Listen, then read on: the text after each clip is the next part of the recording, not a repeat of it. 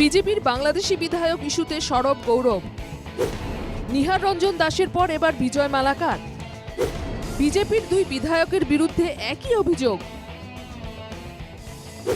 বাংলাদেশি হলে বিধায়কদের পুশব্যাক করা হবে তো?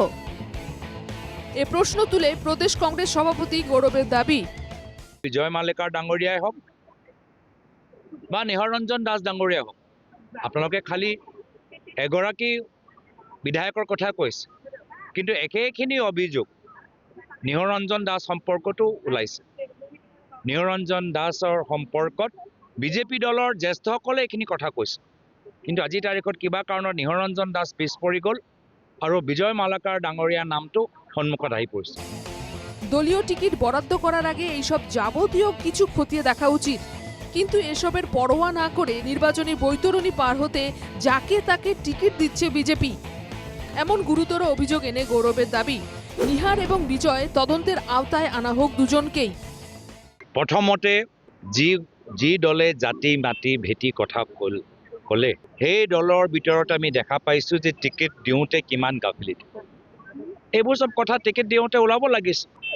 প্ৰতিটো দলে টিকেট দিয়াৰ আগত যেতিয়া এনেধৰণৰ কথাবোৰ ওলাই বহুত গুৰুত্ব সহকাৰে বহুত অধ্যয়ন কৰে আৰু তাৰপিছত টিকেট দিয়েগৈ। ক'ৰবাত বিজেপি দলৰ ভিতৰতে আন্তৰৰ ক'ৰবাত যুদ্ধ লাগিছে নেকি, ভিতৰৰ কিবা যুদ্ধ লাগিছে নেকি, যাৰ ফলত এজনৰ নাম ওলাইছে, দুজনৰ দ্বিতীয় নামটো ওলোৱা নাই।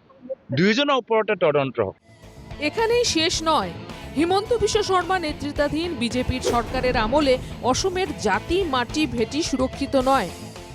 জাতি মাটি ভেটি আজিৰ তাৰিখত বিজেপি দলৰ হাতত সুৰক্ষিত নহয়।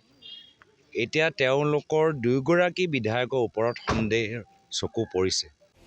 আরও এক ধাপ এগিয়ে গৌরবের দাবি, জুবিনকে নিয়ে শুরু থেকেই রাজনীতি করছেন মুখ্যমন্ত্রী। জনসমক্ষে জুবিনকে হেয় প্রতিপন্ন করার চেষ্টা মুখ্যমন্ত্রীর। যিবোৰ কথা আজি চাৰ্জশ্বিট সম্পৰ্কত যি ওলাইছে তাত হিমন্ত বিশ্ব শৰ্মা ডাঙৰীয়াৰ ৰাজনীতি স্পষ্ট।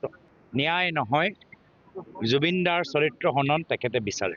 অসমৰ সমাজৰ মাজত আজিৰ তাৰিখত জুবিনদায়ে যি স্থান লাভ কৰিছে, পৰৱৰ্তী দিনত সেই স্থানটো নাইকিয়া হৈ যায়। তাৰ বাবে তেওঁ এটা কৌশলেৰে নিজৰ ৰাজনীতি আৰম্ভ কৰিছে। পৰৱৰ্তী সময়ত জুবিনদাৰ যি তেওঁৰ যি লেগেচি, তেওঁৰ যে আমাৰ অসমীয়া সমাজৰ ওপৰত যি প্ৰভাৱ এৰি থৈ গৈছে, সেইখিনি যে মানুহে পাহৰি যায়, বেলেগ দৃষ্টিৰে চায়, তাৰ বাবে তেওঁ চেষ্টা কৰিছে। বিজয় এবং জুবিন ইস্যুতে গৌরবের সাঁড়াশি এই আক্রমণের মুখে কি জবাব দেয় বিজেপি, দেখার বিষয় এটা। Bureau report, NK TV Bangla.